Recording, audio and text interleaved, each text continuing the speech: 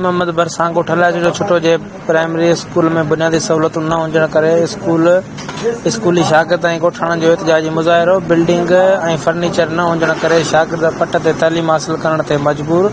नवाब अली मोहम्मद बरसां ॻोठला जो छोटो जे government boys primary school जी building 15 सालनि खां तामीर न थियण करे सख़्त गर्मी ऐं शागिर्द पट ते वेही तालीम हासिल करण ते मजबूर आहिनि। उन सिलसिले में शागिर्दनि ऐं ॻोठाणनि मोहम्मद हनीफ़ छुटो, हाजी मंठार छुटो, मोहम्मद हसन छुटो ऐं ॿियनि सख़्त एहतिजाज कंदे काश न्यूज़ सां ॻाल्हाईंदे चयो त 2006 में ॻोठला जुड़ियो छुटो में प्राइमरी स्कूल मंज़ूर थियो। 15 सालनि खां स्कूल जी बिल्डिंग तामीर न थी सघी आहे, न फर्नीचर मिलियो आहे। सख़्त गर्मीअ में छपर हेठां ॿारड़ा तालीम हासिल करण ते मजबूर आहिनि।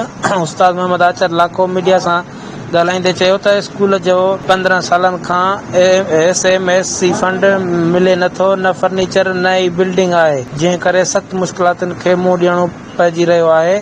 ॻोठनि नाला अख़्तियारनि खां मुतालबो कयो त ॻोठल जुड़ियो छोटो में प्राइमरी स्कूल जी बिल्डिंग तामीर करण सां गॾु फर्नीचर जी खोट ख़त्म कई वञे। ख़ालिद ओठो, काश न्यूज़, नवाब अली मोहम्मद।